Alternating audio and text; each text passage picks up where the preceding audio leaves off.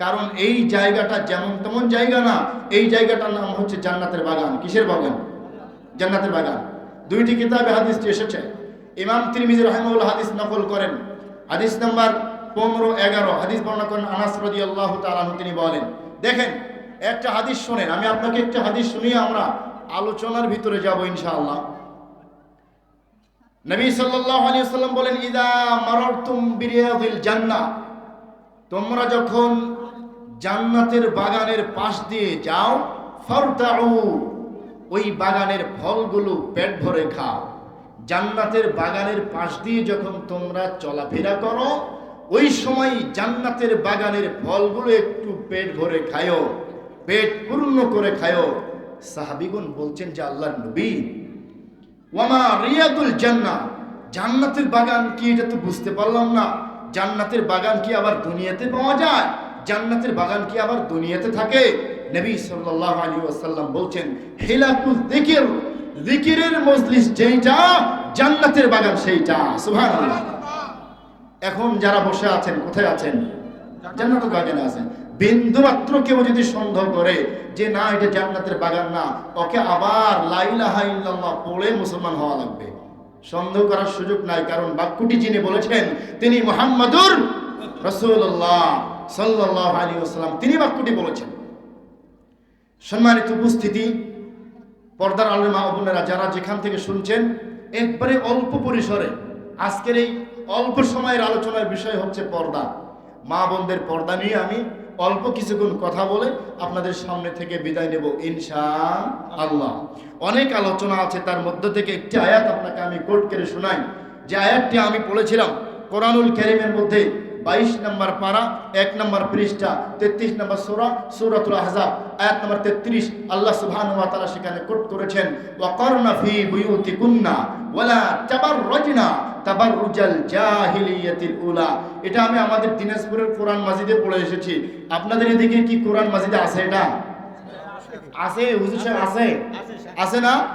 আছে, এইখানেই কিন্তু আছে। আপনাদের এদিকেও লেখা আছে 33 নম্বর সূরা, সূরাতুল আহজাব, আয়াত নম্বর 33। এখানে কি লেখা আছে? এই জায়গায় আল্লাহ তাআলা লিখে দিয়েছেন, ওয়াকারনা ফি বুয়ুতিকুন্না ওয়ালা তাবাররাজনা তাবাররুজাল জাহিলিয়াতিল উলা। হে মহিলারা, তোমরা তোমাদের বাড়িতে অবস্থান করো, তোমরা তোমাদের বাড়িতে থাকো, বাড়ি থেকে তুমি যাও না। তোমাকে বাড়িতে থাকবার জন্য আমি পাঠিয়েছি, তবে বিশেষ প্রয়োজনে বাড়িতে যাওয়া যাবে, এ কথা আল্লাহ বলছেন। ওয়ালা তাবাররাজনা তাবাররুজাল জাহিলিয়াতিল উলা। হে মহিলারা, তোমরা যদি তোমাদের বাড়ি থেকে বাহিরে যেতে চাও, জাহিলি যুগের নারীদের মতো বেহায়া বেশরমার মতো লজ্জা ছাড়া, কাপড় ছাড়া, সৌন্দর্য মানুষকে দেখায়া রাস্তা দিয়ে ঢং ঢং করে হেঁটো না, এ কথা আল্লাহ বলেন।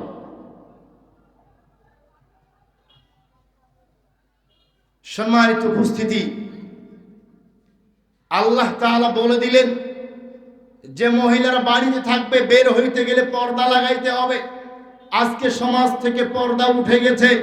পর্দা আপনারও মনে নয়, আপনার স্ত্রীরও মনে নয়, আপনার ছেলেরও মনে নয়, মায়েরও মনে নয়, পর্দা করার প্রয়োজন মনে করে না। অথচ নবী সাল্লাল্লাহু আলাইহি ওয়াসাল্লাম বলেন, যেই মহিলাটা রাস্তা দিয়ে চলাফেরা করে, গায়ে কোনো কাপড় থাকে না, মাথায় কোনো কাপড় থাকে না, শুধুমাত্র একটা কাপড় পরেছে, পেট দেখা যায়, পিঠ দেখা যায়, ডান হাত উঁচু করলে নিচে দেখা যায়, বাম হাত উঁচু করলে নিচে দেখা যায়, এইরকম ওই সমস্ত মহিলারাই পোশাক পরতে পারে যে সমস্ত মহিলারা বেলজ্জা বেশরমা। যারা ভদ্র পরিবারের মহিলা, এরা এত নোংরা পোশাক পরে বাইরে চলাফেরা করতে পারে না। নবী সাল্লাল্লাহু আলাইহি ওয়াসাল্লাম বলছেন, হাদিস বর্ণনা করেন আব্দুল্লাহ বিন উমর রাদিয়াল্লাহু তাআলা আনহু, তিনি বলেন, সহিহ তারগীবের হাদিস বলছি, 263 নম্বর হাদিস, নবী সাল্লাল্লাহু আলাইহি ওয়াসাল্লাম বলছেন, ইন্নাল হায়াআ ওয়াল ঈমানা কুরানাউ জামিআ। ইন্নাল হায়াআ ওয়াল ঈমান, লজ্জা এবং ঈমান। হে যুবক ভাই, থেকে দেখো, লজ্জা এবং ঈমান দুইটি জিনিস একই জায়গায় একই সাথে অবস্থান করে। লজ্জা যেই জায়গায় থাকে ওই জায়গায় ঈমানটা থাকে, যেই জায়গায় ঈমান থাকে ওই জায়গায় লজ্জা থাকে। নবী বলেন ইদা রুফিয়া আহাদুহুমা রুফিয়াল আখার, লজ্জা যখন কারো ভিতরে থাকে না, লজ্জা যখন উঠে যায় তার ভিতরে আর ঈমান থাকে না। লজ্জা যখন চলে যায় ঈমান চলে যায়, ঈমান যখন চলে যায় লজ্জা চলে যায়, ঈমান যখন চলে যায় তার জান্নাতটাও চলে যায়। লজ্জা নাই কার? ওই যে মহিলাটা, মেয়েটা দাঁড়িয়ে আছে, ওই যে ওখানে মেয়েটা দাঁড়িয়ে আছে, মাথায় কাপড় নাই, এখন বসে আছে। এখন বাড়িতে যে ওই মহিলাটা আছে মাথায় কাপড় নাই, এই মহিলাটিতে লজ্জা নাই। এখন যে মহিলাটা রাস্তা দিয়ে চলছে, বোরখা পরে আসে নাই, তার মুখ ঢাকা নাই, তার বডি ঢাকা নাই, শুধুমাত্র একটা চিকন জামা পরে এসেছে, এই মহিলাটিতে লজ্জা নাই। নবী বলেন তার ঈমান চলে গেছে। যার ঈমান চলে গেছে ওর জান্নাত চলে গেছে। সম্মানিত উপস্থিতি, পোশাক পরা এটা মহিলাদের ইজ্জত সম্মান। গায়ে পোশাক না থাকা, পর্দা না থাকা এটা মহিলার জন্য অপমান। আমি আপনাকে কি দিয়ে বুঝাই দেখেন, বুঝার একটু চেষ্টা করুন। আদম এবং হাওয়া আলাইহিস সালামের আপনারা নাম শুনেছেন? শুনেন নাই? আদম এবং হাওয়া আলাইহিস সালামকে আল্লাহ তাআলা জান্নাতের ভিতরে রাখলেন। রাখার পরে আল্লাহ বলছেন ওয়ালা তাকরাবা হাদিহিস শাজারা, তোমরা দুজন ওই গাছের কাছে গিয়ে ফল খেও না। আদম এবং হাওয়া গাছের কাছে গিয়ে ফল খাইছে। ফলশ্রুতিতে কি হলো? আব্বা এবং আম্মা জানের দুজনেরই পরম থেকে আল্লাহ তাআলা কাপড়কে খুলে ফেললেন। কাপড় যখন খুলে পড়ে গেল তখন আদম এবং হাওয়া আলাইহিস সালাম গাছের পাতা দিয়ে ইজ্জত ঢাকার চেষ্টা করলেন। বলেন পরনে কাপড় থাকা এটা সম্মান না অপমান? সম্মান অপমান? সম্মান। প্রিয় উপস্থিতি, গায়ে যদি কাপড় না থাকে, যে মহিলার গায়ে কাপড় থাকে না, পর্দা করে বাড়িতে বের হয় না, মেয়ে স্কুল যায়, ওর গায়ে বোরখা নাই, ছেলে অবাধে মিলেমিশে করছে মেয়ের সাথে, কোনো কিছু লজ্জা মনে করতেছে না। নবী সাল্লাল্লাহু আলাইহি ওয়াসাল্লাম এ ব্যাপারে একটি জবরদস্ত হাদিস পেশ করেছেন।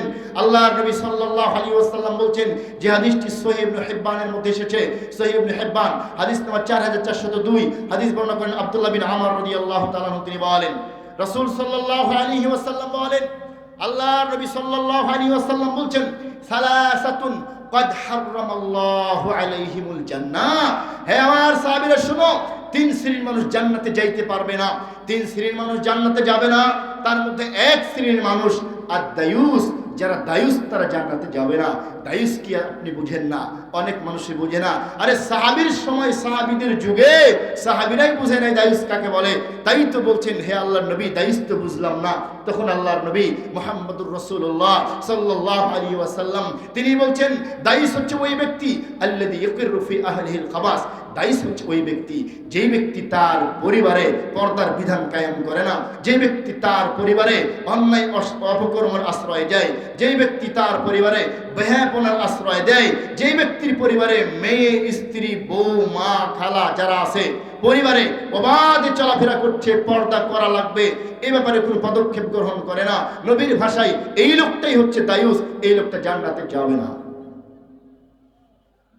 প্রিয় উপস্থিতি, দায়ুস শব্দটি এসেছে দিয়াসা থেকে। এই দায়ুস শব্দটি ব্যাখ্যা করতে গিয়ে ইমাম হাজাম আন্দালুসি রাহিমাহুল্লাহ, বড় একজন ইমাম হাজাম আন্দালুসি রাহিমাহুল্লাহ, তিনি বলছেন দায়ুস থাকে শুকুরের রক্তের ভিতরে, দিয়াসা থাকে শুকুরের রক্তের ভিতরে।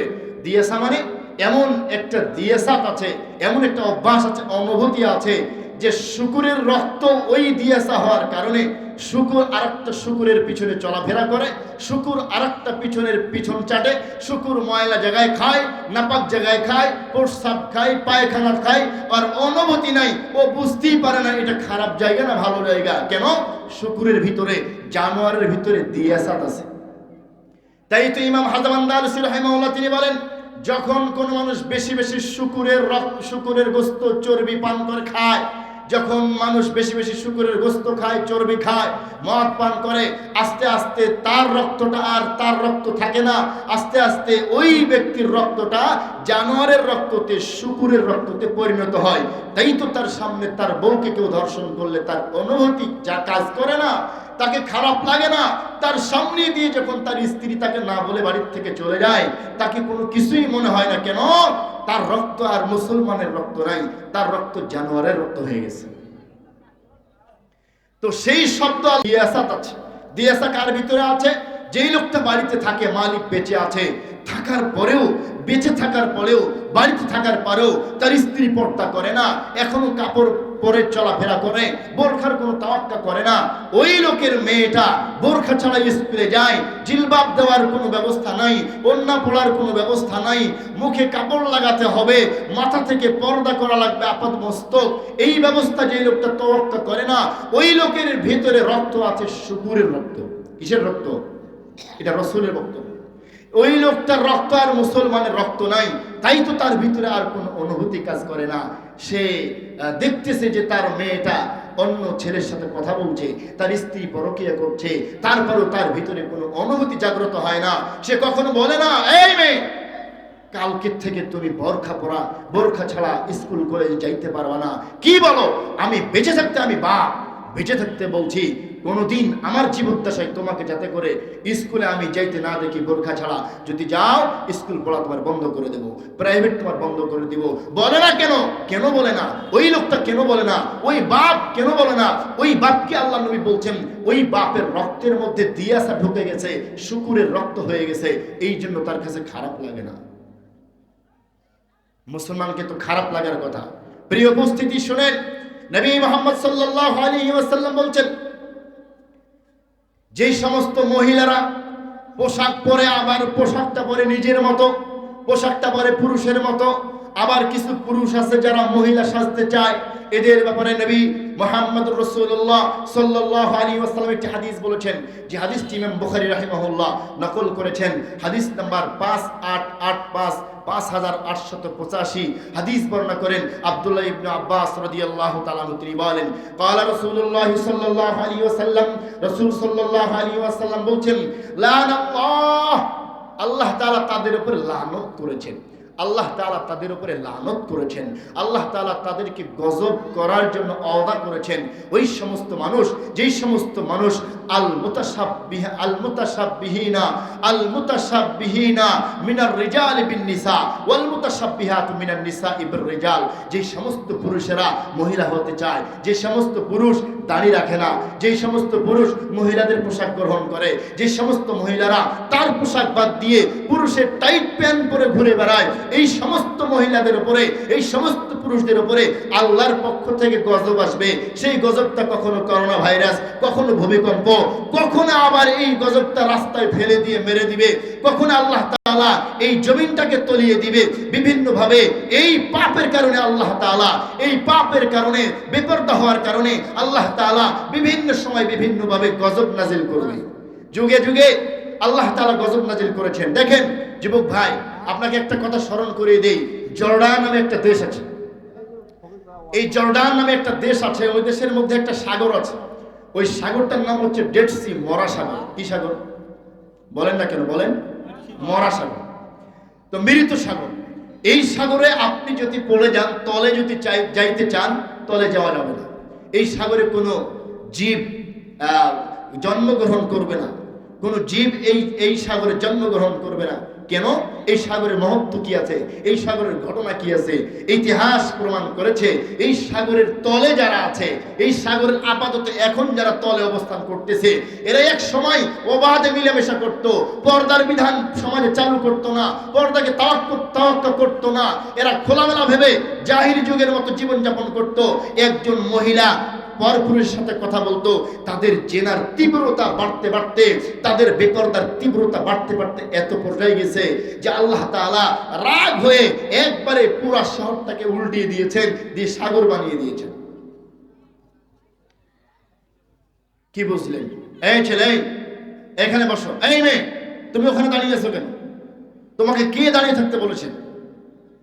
আর তুমি দাঁড়িয়ে থাকার জন্য এখানে আসছো কেন? এই বসো, দাঁড়াবো না, একটা শব্দ করবো না। কোরআন থেকে খুলে খুলে কথা বলতেছি, ভালো লাগতেছে না আপনাদেরকে? আমি কি বানায় বলতেছি? অবস্থা খুবই খারাপ, সমাজের অবস্থা, আপনার মার অবস্থা, আমার মার অবস্থা খুবই খারাপ, খুবই খারাপ। দেখেন নবী মুহাম্মদ সাল্লাল্লাহু আলাইহি ওয়াসাল্লাম বলছেন, হাদিস বর্ণনা করে আবু হুরায়রা রাদিয়াল্লাহু তাআলা আনহু, তিনি বলেন, হাদিসটি সহিহ তারগিব এসেছে, সহিহ তারগিব হাদিস নাম্বার 2044। আবু হুরায়রা রাদিয়াল্লাহু তাআলা আনহু বলেন, রাসূল সাল্লাল্লাহু আলাইহি ওয়াসাল্লাম বলছেন, নিসাউন, ওই সমস্ত মহিলা, কাসিয়াতুন, কাপড় পরে, আরিয়াতুন, অথচ উলঙ্গ। বলেন এই লোকটা তো ওই মহিলাটাই, যে মহিলাটা আপনার সামনে দিয়ে চলাফেরা করতেছে মাথায় কাপড় নেই। আর এই মহিলাটা তো ওই মহিলাটাই, যেই মহিলাটা আপনার সামনে চলাফেরা করতেছে হাজারো বার। ওর ডান পা বাম পা, ডান হাত বাম হাত, এরপরে পেটের অর্ধাংশ এমনিতে দেখা যাচ্ছে, এটাই তো ওই মহিলা। ওই মহিলাটা কি উলঙ্গ হয়ে আছে? পোশাক পরে আছে। তাকে বলেন না কেন যে মা পোশাক পরেন না কেন? সে আপনাকে বলবে আমার গায়ে কি পোশাক নাই? তার গায়ে কাপড় আছে। কাপড় আপনি কেন পরান? কেন আপনার স্ত্রী কাপড় পরে? বলেন। কাপড় পরে বাড়িতে কোথায়? আজকে সব যদি আপনি ভুলে যান, এই অবস্থা নিয়ে যাবেন যে আজকে একজন হুজুর আসছিল না, বলে দিয়েছে কাপড় পরে বাইরে ঘোরা যাবে না। যদি কাপড় পরে বাইরে ঘুরতে চাও, বোরখা পরে ঘুরতে হবে। শুধু কাপড় পরে বাইরে যাওয়া যাবে না, বাড়ির ঘরের ভিতরে থাকা লাগবে। কেন? কাপড় হচ্ছে পর্দার খেলাফ। তো আপনার মা কাপড় পরে কেন? একটু বলে দেন না কেন? এই ছেলে, তুমি তোমার মাকে বলো না কেন, আম্মু এটা তুমি পরো না, তোমাকে মেসকি পরলে ভালো দেখা যায়, বোরখা পরলে ভালো দেখা যায়, তোমাকে একটা জামা পরলে ভালো দেখা যায়, কাপড় পরলে তো তোমার অঙ্গ প্রত্যঙ্গের হেফাজত হয় না, কাজেই তুমি এটা পরবা না, তুমি বোরখা, তুমি পর্দা করার চেষ্টা করো। এই কথা যদি আপনি বলেন, আপনার মা রাখবে ইনশাআল্লাহ। আপনার কথা আপনার স্ত্রী শুনবে না, আমার কথা শুনবে? শুনবে না তো, সারাদিন বললেও শুনবে না। এই জন্য আপনাকে শোনাইতে হবে। তো রাসূল কি বলেন? নিসাউন কাসিয়াতুন আরিয়া, এক শ্রেণীর মহিলা জাহান্নামে যাবে, যেই সমস্ত মহিলারা কাপড় পরেছে অথচ উলঙ্গ। রাসূল বলেন লা ইয়াদখুলুল জান্নাহ, তারা জান্নাতে যাবে না। আরে জান্নাতে তো যাবে না। ওয়ালা ইয়াজিদনা রিহাহা, জান্নাতে তো যাবে না, তারা জান্নাতের সুঘ্রাণও পাবে না।